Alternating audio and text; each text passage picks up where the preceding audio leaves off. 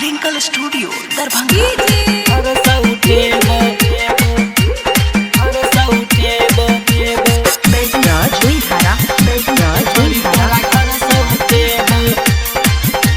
प्यार कला हमारा सडर कोना बात के एचपी के पावर जखन छै हमरा साथ गे छौरी 12 बजे घर तोरा एबो गे हम तोरा घर से उठेबो तोरा बाबू के न टेंशन लेबो गे छौरी तोरा घर से उठेबो। प्यार कला हमारा सडर कोना बात के एचपी के पावर जखन छै हमरा साथ गे छौरी 12 बजे घर तोरा एबो गे हम तोरा घर से उठेबो तोरा बाबू के न टेंशन लेबो गे छौरी तोरा घर से उठेबो।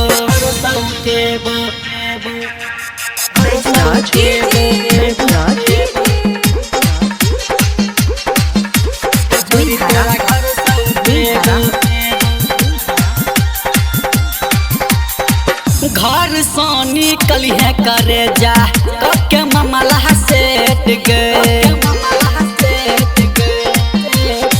तोरा गाम के पोखरी महार पर करबो तो हर वेट गे तोहर नखरा हम सब बटा उठेबो गे छौरी तोरा घर से उठेबो तोरा बाबू के न टेंशन लेबो गे छौरी तोरा घर से उठेबो।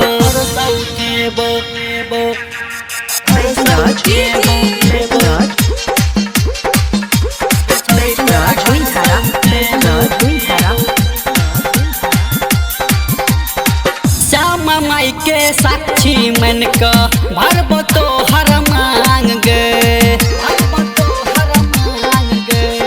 सच्चा जीवन संगी बन का पूरे वो सब अरमान गे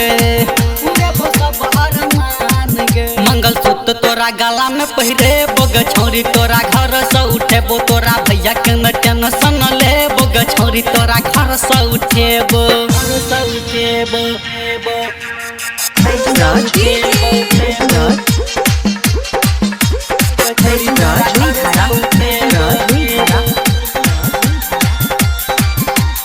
संजीव धीरज केलको पहिने से तैयारी गे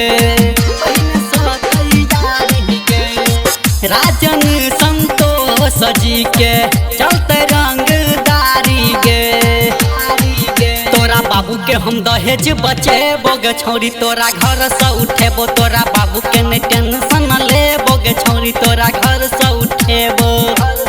है गे प्यार केला हमारा सदर कोना बात के एचपी के पावर जखन छै हमरा साथ गे छौरी 12 बजे घर तोरा एबो गे हम तोरा घर से उठेबो तोरा बाबू के न टेंशन लेबो गे छौरी तोरा घर से उठेबो।